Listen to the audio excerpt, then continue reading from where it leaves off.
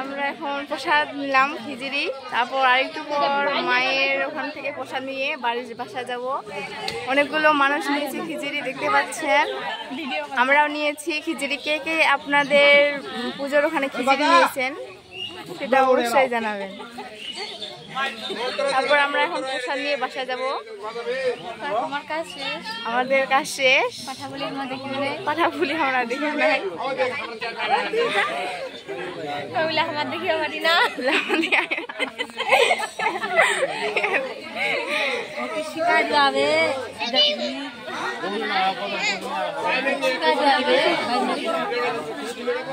তোমাদের সবাই ভালো থাকেন,